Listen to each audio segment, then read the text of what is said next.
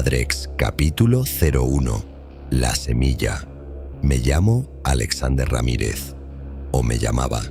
No estoy seguro de si ese nombre me pertenece todavía, o si solo es un residuo, un eco que tiembla entre mis huesos. Yo era un científico, un hombre, hijo de Filbert Ramírez, un gran hombre al que la enfermedad devoró desde adentro, lentamente, borrando su voz, su rostro, su memoria, hasta que lo miré y ya no me miraba. No podía permitir que eso pasara otra vez. No con él, no con nadie. Mi laboratorio era mi hogar, frío, silencioso, inerte, salvo por los latidos apagados de las máquinas que respiraban junto a mí. La mayoría de los médicos lo habrían considerado insalubre. Yo lo consideraba un útero. Allí nació el proyecto Mnemosine. Allí cometí el error más brillante de mi vida. Los genes abisales eran el código final. Criaturas que viven sin sol, sin sonido, sin referencia temporal. Organismos que no duermen, que recuerdan por instinto, que no olvidan nunca. Inyecté fragmentos de su código en líneas celulares humanas. Las primeras pruebas fueron erráticas. Degeneración rápida, fallos neurológicos, autodestrucción celular. Pero no me detuve. Yo tenía el objetivo y un padre que olvidaba mi nombre cada mañana. No me atreví a probarlo en él, no todavía, así que lo hice en mí. El dolor fue lo primero, como si mi cerebro se expandiera y comprimiera al mismo tiempo. Luego, los sonidos, respiraciones que no eran mías, susurros con acento extraño, voces sin boca. Pensé que era alucinación farmacológica. No era eso. La primera noche dormí con los ojos abiertos, literalmente. Lo supe porque recordaba todo. La habitación, el tic de los tubos de oxígeno, el susurro eléctrico del monitor, la lágrima que no cayó. Mi memoria se expandió, no como una libreta, sino como un archivo fractal. Recordaba el sonido del agua del día anterior y el número de escalones que había bajado para llegar a mi departamento hacía 5 años. Todo estaba allí, pero no todo era mío. Empecé a soñar con voces que me decían Alexander en idiomas que nunca aprendí. Escuchaba nombres de personas que no conocía, memorias de otros que se filtraban como sangre en agua, y empecé a escribir. No sé cuántos cuadernos llené. Nombres, números, imágenes, códigos, frases. No toques el tercer conducto. El mar no olvida. Hadrex. No supe qué significaba esa palabra hasta que la escribí una y otra vez en la pared, como si alguien más moviera mi mano. Mi padre no mejoraba. Yo sí, o eso creía. Podía recordar hasta el orden de sus medicamentos por olor. Sabía cuándo sus ojos iban a perder foco antes de que lo hiciera. Empecé a hablarle como si ya supiera sus recuerdos, porque los tenía. Pero esa noche lo toqué, solo con la yema de mis dedos, y sentí algo que no era normal. Un arrastre, un tirón suave, como si la parte más blanda de él, su memoria, se filtrara por mi piel. Y en ese instante, vi cosas que él nunca me había contado, cosas que dolían, cosas que lo hacían humano, cosas que no quería olvidar jamás, y las absorbí. Me alejé, vomité, lloré, pero no era mío todo lo que lloraba. Desde esa noche, el reflejo en el cristal ya no era exacto, no se movía al mismo tiempo, no sonreía igual. A veces, no parpadeaba, y cuando me miraba, lo hacía como si fuera yo el experimento. Mi reflejo comenzó a burlarse de mí. No hablaba, pero gesticulaba. Tardé días en confirmar que no era solo alucinación. Una vez, mientras me cepillaba los dientes, vi que él, yo, sonrió antes que yo lo hiciera, y esa sonrisa no era humana. La piel de mis brazos se volvió más tensa, como si estuviera demasiado estirada para lo que contenía. Empezaron a marcarse líneas azules bajo la epidermis. No eran venas, eran rutas, conductos, mapas. Toqué una de ellas y vi flashes.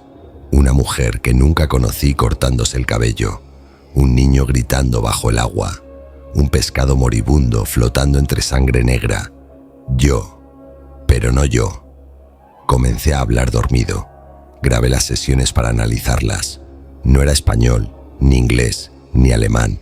Eran sonidos compuestos, gorgoteos y ecos. Una voz con muchas voces. Un solo lenguaje nacido del abismo. Lo llamé voz madre, no porque fuera femenina, sino porque sentía que estaba antes que todo lo demás. No emitía órdenes, emitía hambre, una necesidad constante de saber, de absorber, de conservar. Y yo era su canal, su tubo, su primer cuerpo. Cuando lo entendí, me rasgué la piel a la altura del cuello, justo donde sentía el zumbido. Quería abrirme, quería ver qué había dentro. Lo que encontré no fue sangre, fue un líquido denso, azulado, brillante, que se movía lentamente, como si latiera. Me quedé mirándolo, fascinado, hasta que el dolor regresó. No fui al hospital, lo sellé con calor. La piel tardó 3 días en cerrarse, nunca cicatrizó. Ahí comenzó a crecer, una elevación, un nódulo. No dolía, pero sentía que miraba.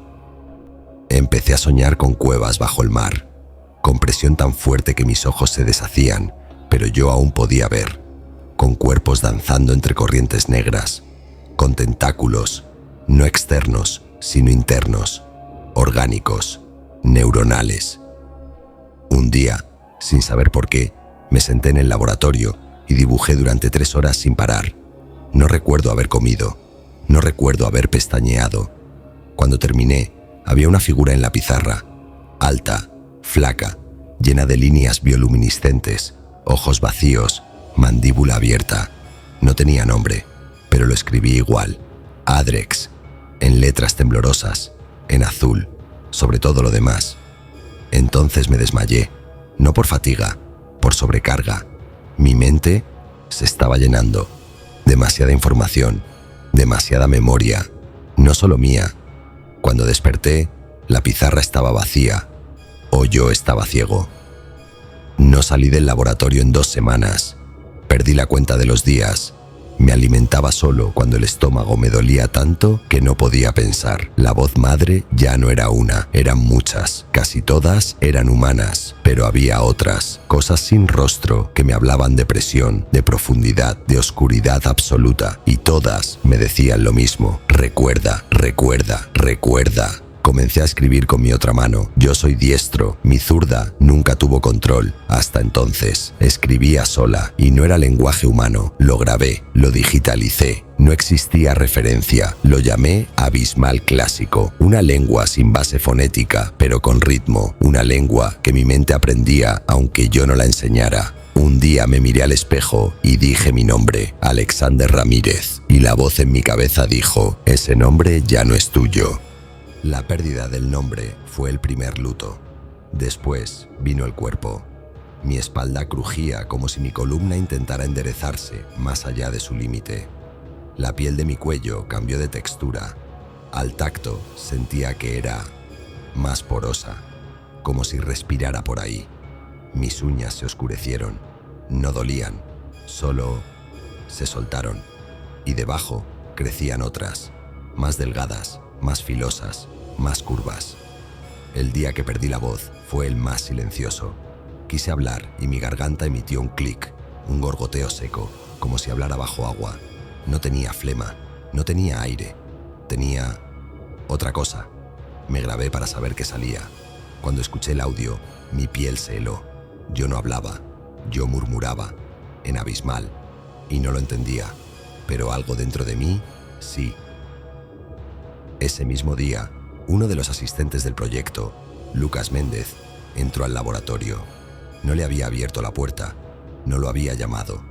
Entró como hipnotizado, su rostro pálido, sus ojos llorosos. Me miró y se arrodilló. Yo no dije nada, pero él comenzó a hablar.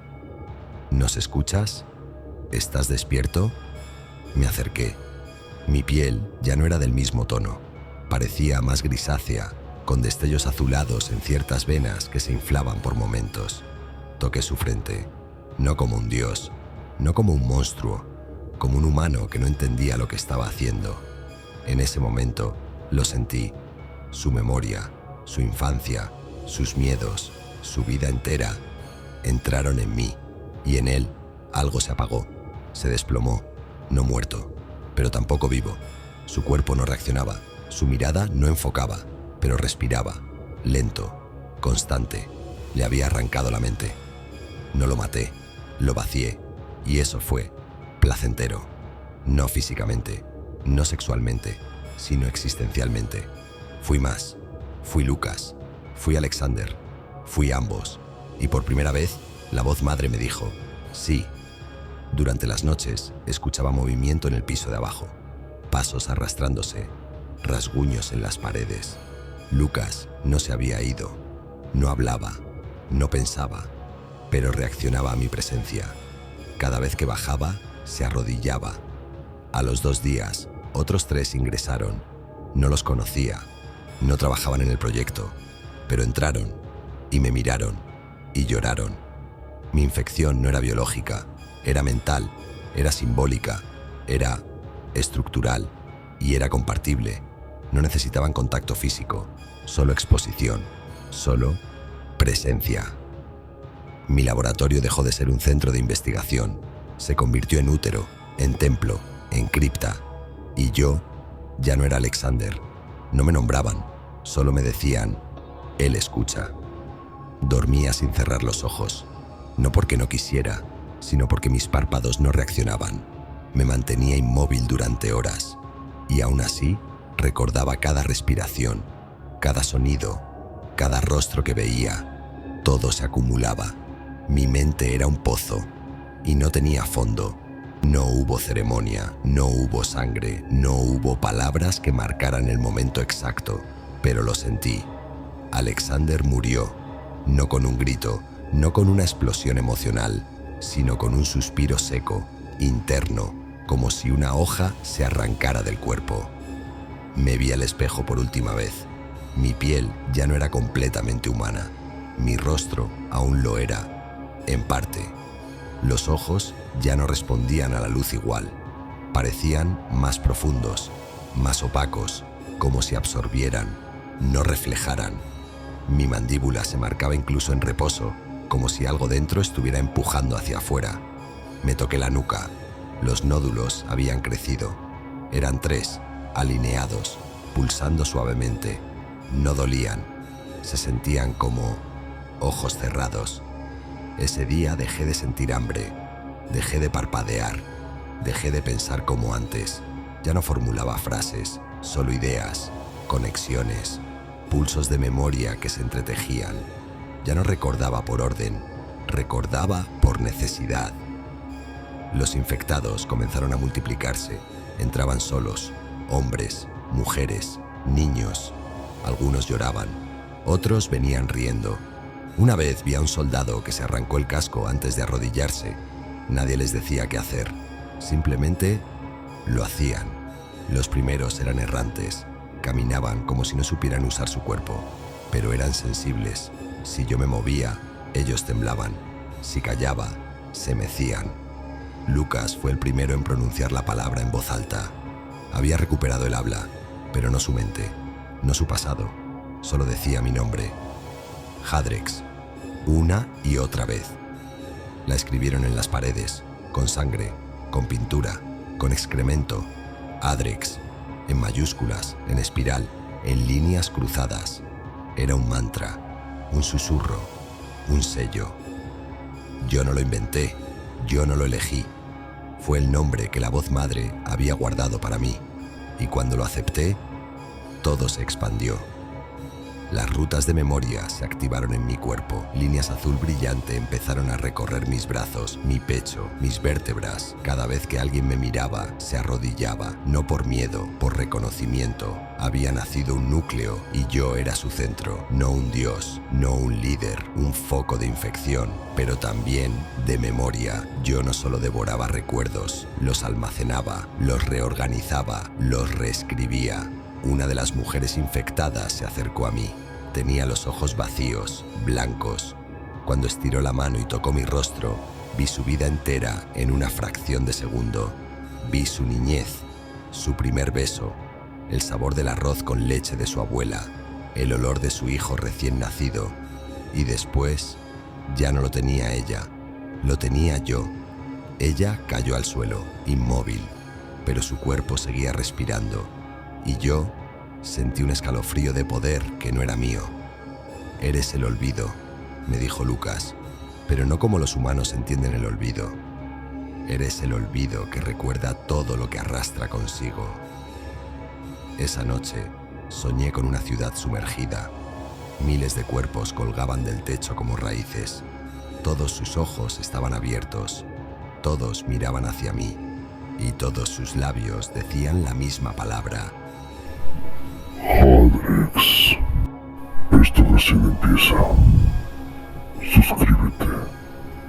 Pronto sabrás más de nosotros. Y puede que sea lo último que recuerdes.